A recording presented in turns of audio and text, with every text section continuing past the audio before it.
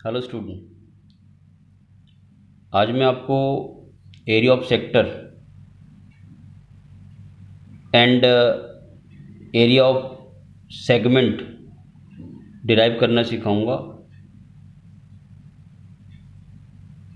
This is right time for all of you to devote your time online watching YouTube videos for enhancing, for increasing your knowledge, because the time which is coming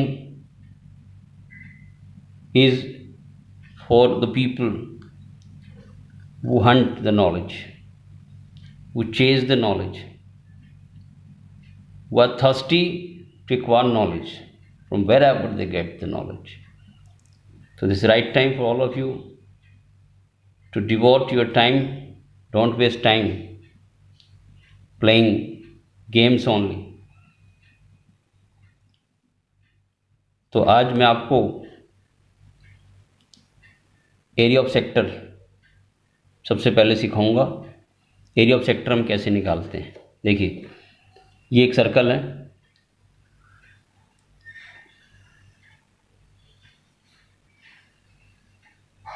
ठीक,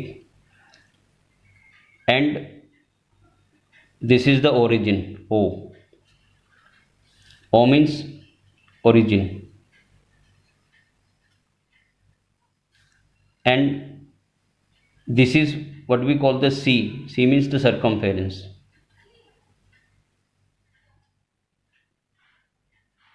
ये जो पूरा round है ये circumference है, इसको हिंदी में परिधि कहते हैं।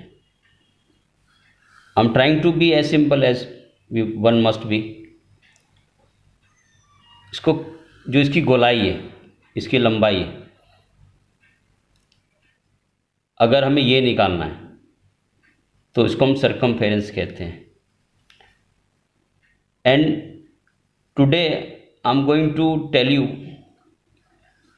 सर्कमफेरेंस ये कैसे कैलकुलेट करें, how to calculate the circumference exactly. इसका फॉर्मूला भी पूछते हैं बच्चों से, 2πr। टीचर पूछता है फॉर्मूला बताओ सर्कमफेरेंस का, 2πr। वो कभी कह देगा πr², कभी पाई कुछ बोल कर रह जाएगा। तो क्यों? क्योंकि just because of the confusion. Concept clear करो। ये सर्कमफेरेंस है, ये ओरिजिन है, and this what we call the radius. Okay, ये रेडियस है। और अगर इसको मैं कंप्लीट कर देता हूं तो यहां से यहां तक ये डायमीटर हो जाएगा। Then R means radius and d means the diameter.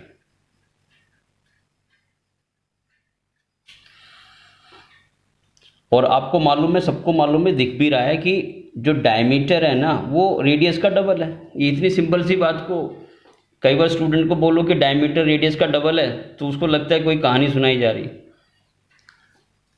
क्यों? सिंपल है यार, सिंपल सी बात है। डायमीटर दिख तो रहा है, डायमीटर यहां से लेके यहां तक है, रेडियस यहाँ से लेके यहाँ तक है, और आपको बताया जाए डायमीटर रेडियस का डबल होता है। अब इसमें इतना सोचना क्या है। तो डायमीटर जो है वो रेडियस का डबल। मैं आपको इसका फॉर्मूला सर्कमफेरेंस क्या होता है मैं बता देता हूँ आपको, कैसे निकलता है सर्कमफेरेंस का फार्मूला। देखिए, आप है ना एक काम करना, कोई भी घर में गोल बर्तन हो आपके, means you have the ball, कटोरी है आपके पास, कोई एक सॉसर प्लेट है, ठीक है, और कोई भी राउंड चीज़ है, ग्लास है, तो आप उसका ना मेजरमेंट पहले धागे से ना उसकी किनारे पर धागा लपेट दीजिए, और उस धागे को फिर स्ट्रेट करके इस सर्कमफेरेंस की लंबाई निकाल लीजिए। सी निकाला, जो भी वैल्यू आई अब वो लिख लीजिए। मान लो मैं हाइपोथेटिकल वे में ले रहा हूँ, मान लो 44 सेंटीमीटर आ गई, उसको राउंड को हमने किया, मान लेते हैं। और फिर क्या करना, उस धागे को उस गिलास पर ऐसे एडजस्ट करना है जहाँ पे लॉन्गेस्ट होगा वो डायमीटर होगा। वो आपको सबको मालूम है कि ये जो डायमीटर है लॉन्गेस्ट कॉर्ड होती है, ठीक है। तो इसको मेजर कर लेना, डी वो नीचे लिख देना, ठीक है। तो मान लो वो 14 आ गया, हाइपोथेटिकल ले रहा हूँ मैं, रीज़न आएगा ही है, ठीक है। तो सेंटीमीटर से सेंटीमीटर मैंने काट दिया, 7 to the 14, नहीं 2 7 the 14 and 2 to the 4, 2 to the 4, कितना आया 22/7। ये एक मिरेकल है। मैं आपको बता देता हूँ, आप एक छोटा बर्तन लेना, बड़ा बर्तन लेना, थाल ले लेना, बकेट ले लेना, जो भी लोगे आप सब में यही पाओगे। जब भी आप उसकी इस वाले को धागे से मेजरमेंट लेकर ऊपर रखोगे, डायमीटर को का मेजरमेंट लेके नीचे रखोगे, always always in all type of, हाँ वो पूरा राउंड होना चाहिए, not in the Oval shape. तो उसको आप जब भी इस तरह से शॉर्ट फॉर्म में लाओगे, स्टैंडर्ड फॉर्म में लाओगे, तो 22/7 ही आएगा। बेमतलब नहीं है वैल्यूज़, 27/22/7 करते रहते हैं, 22/7 हम क्यों लर्न करें, वाई? अरे क्यों लर्न करना, नहीं करना लर्न आपको, आप कुछ करते नहीं थे इसलिए टीचर बोलता है लर्न कर ले भाई। टीचर की एनर्जी खत्म हो जाती है तो कहता तू ऐसा बेटे लर्न कर लो, it's better you learn it. तो मैं बताता हूँ, तो सी की वैल्यू C/D जो हमने निकाला तो 22/7 आ गया। ये आएगा हर बार। आप कहोगे कि आपने 44/14 कैसे ले लिया? अरे मैंने लिया है इसलिए कि मैं आपको यही बताने वाला हूँ कि जब भी 44 को 7 से डिवाइड आप करोगे, you will get 22/7 undoubtedly in all type of round figures, जो सर्कुलर है, सर्कुलर फिगर्स। तो अब इसको लोग बच्चे लर्न कैसे करें? हम जब पैदा हुए हमारा नाम रखा गया, हम इवन डॉग का, कैट का, सबका नाम रख देते हैं। तो व्हाट्स रॉन्ग कि इसका नाम उन्होंने देखा कि यार इसका कुछ नाम रखना चाहिए, उन्होंने पाई रख दिया। तो व्हाट्स रॉन्ग विद द पाई? क्यों सिरदर्दी पाली? पाई को आप पाई का नाम सुनते तो माइंड में ऐसे टेंशन आ जाती है, कुछ भी तो नहीं है पाई। ये जो 22/7 आया इसका नाम पाई रख दिया। Then C/D is equal to pi. और अभी अभी आपसे पूछा था मैंने, आपको क्लियर भी करा, जो डायमीटर है वो रेडियस का डबल होता है पाई। तो मैं C की वैल्यू निकाल दूंगा, ये क्रॉस मल्टीप्लाई उधर ले जाके कर देता हूँ, दिस इज 2πr। तो सरकमफेरेंस का फार्मूला आ गया। यानी कि अगर हमें इसको निकालना है, सरकमफेरेंस को निकालना है, तो सिर्फ हमें एक रेडियस पता होना चाहिए, तो we can easily calculate the circumference 2πr। और ये आएगा यूनिट में।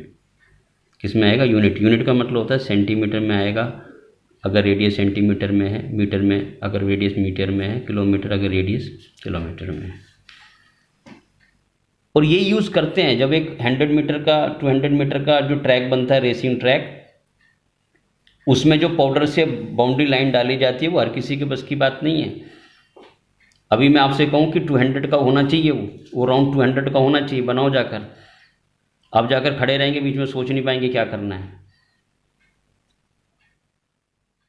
तो वो कैलकुलेट हो जाता है। आपको रेडियस ढूंढना है जिससे कि ये 200 आए। अब उल्टा चल लो। अब एक काम करता हूँ, मैं आपको समझा ही देता हूँ कि आप सरकमफेरेंस को 200 मीटर रख लो। 200 मीटर, ये हमें 200 मीटर चाहिए, तो अब रेडियस कितना चाहिए होगा? 2, और ये तो 22/7 है, तो क्या होगा? 200 मीटर, 7 ऊपर चला जाएगा, 2 × 2 22 नीचे आ जाएगा, यही तो होता है। तो मैं अब इसको क्या करता हूँ, ये हो गया 100, और मैं काटूँ तो ये 11, और ये कितना हो जाएगा? 5, 35/11। मैं आपके सामने डिवाइड कर रहा हूँ, व्हाट्स रॉन्ग इन दैट? 11 3 33, 2 0, 11 बंदा 11, 9 बच गया। पॉइंट लगाकर मैं 0 नीचे लाता हूँ, कितना हो जाएगा? 11 8 88, फिर 2 आ गया, फिर मैं एक 0 और लगाकर 11 बंदा 11 ऐसे करता हूँ। तो आपको कुछ नहीं करना है, रेडियस 31.81 मीटर।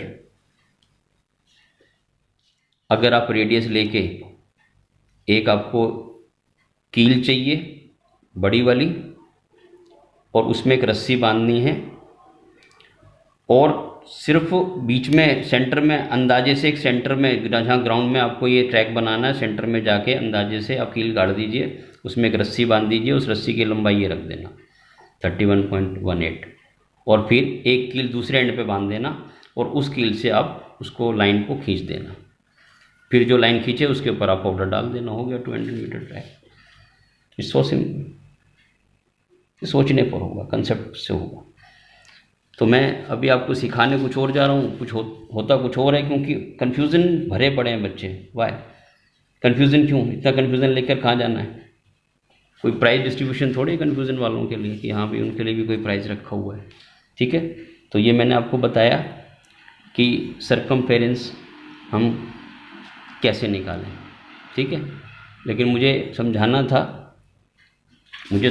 है एरिया ऑफ सेक्टर, तो मैं उस पर आता हूँ जल्दी से। देखिए अब ज़रा, तो इसके लिए मुझे दोबारा से बनाना पड़ेगा। ये हो गया सर्कल, एंड इस बार मुझे सेक्टर, ये सेक्टर कहलाता है, ये रेडियस है, ये भी रेडियस है, और ये length of an arc, arc है, length of an arc. Okay, तो मुझे एरिया ऑफ सेक्टर आपको सिखाना है। ठीक, एरिया ऑफ सेक्टर, ये जो सेक्टर है, ये जो एरिया, ये जो सेक्टर है ना, इसका एरिया कैसे निकालें ये मुझे आपको सिखाना है।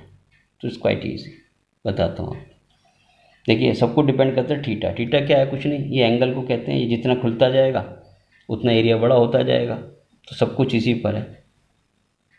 तो मैं लिखता हूँ, if angle at centre is, अब आप समझिएगा ज़रा, मैं अभी थीटा एंगल इतना खुला हुआ है तो इतना एरिया बना। अगर मैं इसको थोड़ा सा और खोल देता हूँ तो एरिया और बड़ा हो जाएगा। अगर मैं इसको और ओपन कर देता हूँ तो एरिया और बड़ा हो जाएगा। मतलब जो इसका सेक्टर का एरिया वो किस पर डिपेंडेंट है? थीटा कितना है। इतना खुला है तो इतना एरिया बना, और ज़्यादा खुला तो और बड़ा एरिया, और खुलोगे तो और बढ़िया। ऐसे है कि पूरा राउंड ले लेगा तो थीटा की वैल्यू हो जाएगी 360। तो मैं कहना चाह रहा हूँ कि सेंटर पे अगर 360 का एंगल है, if angle at centre is 360 degree, area of sector will be pi are square. Clear? अगर सेंटर पे 360 डिग्री पूरा एंगल है तो ये पूरा का पूरा सर्कल ही, सेक्टर ही समझ लो, पूरा सर्कल, सेक्टर बड़ा, इतना बड़ा हो गया कि सर्कल ही बन गया पूरा, तो पाई आर स्क्वायर। अगर हम यूनिट का फॉर्म लगा रहे हैं, if angle at centre is 1 degree, area of sector will be pi r square to be divided by 360 degree. Clear? अगर 1 डिग्री है, यहाँ पर 1 डिग्री का एंगल है तो 360 से डिवाइड हो जाएगा पूरा एरिया। और if angle at centre, angle at centre is, if angle at centre is theta, area of sector कितना होगा? Area of sector will B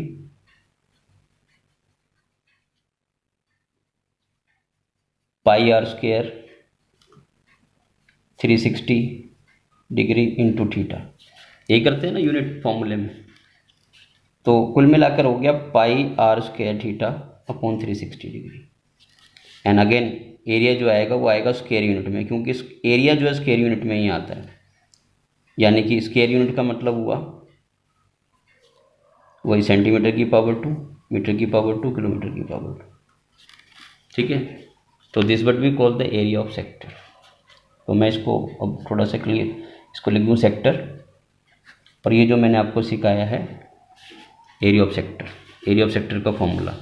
तो finally we derive the formula of area of sector. Area of sector ऐसे करो ना आप, math easy हो जाएगा आप लोगों के लिए। It will be a fun. And you will be getting good marks, no doubt. खेलते खेलते, भागते दौड़ते हंसते मार्क्स ले आएंगे आप। कंसेप्ट पे जोर दो बस खाली, ठीक है। Pi are square theta by 360 degree, this is the formula for the area of sector. Okay, अच्छा अब मुझे एरिया ऑफ सेगमेंट बताना है। Area of segment, okay, area of segment मैं बताता हूँ आपको कैसे निकालते हैं एरिया ऑफ सेगमेंट, जल्दी से क्योंकि वीडियो लंबा हो रहा है। तो एरिया ऑफ सेगमेंट, अब सेगमेंट कहते किसने पहले समझिए। ये तो सेक्टर है, अगर इसमें एक बार कोड, इसको कोड कहते हैं, कोड डाल दूं तो ये जो पोर्शन है ये सेगमेंट है। क्या है? सेगमेंट। तो ये माइनर सेगमेंट है, वो मेजर सेगमेंट है, इसको मैं माइनर सेगमेंट कह सकता हूँ।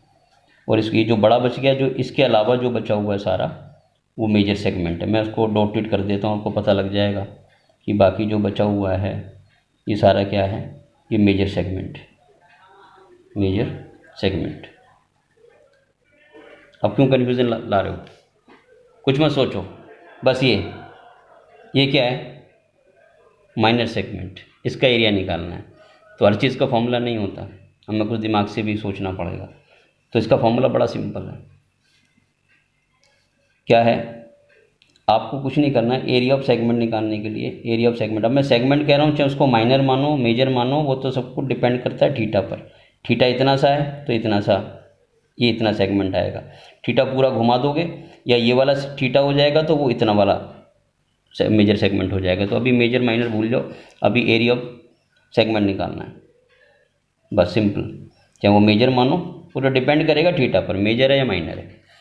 एरिया ऑफ सेगमेंट, तो उसका कोई फॉर्मूला नहीं होता, हर चीज़ का फॉर्मूला नहीं होता, बट हाँ हम उस फॉर्मूला बनाते हैं चीज़ों को जल्दी से कैलकुलेट करने के लिए।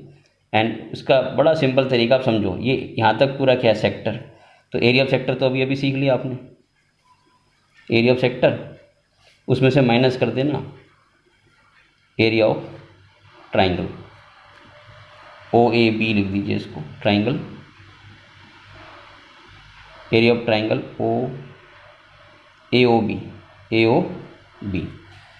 AOB, इसको माइनस कर दो। तो आपको समझ में आ ही रहा है कि ये सेक्टर यहाँ तक है, ये सेक्टर है।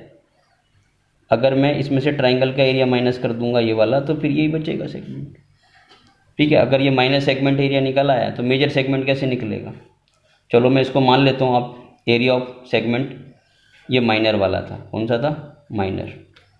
तो एरिया ऑफ मेजर सेक्टर कैसे निकालोगे?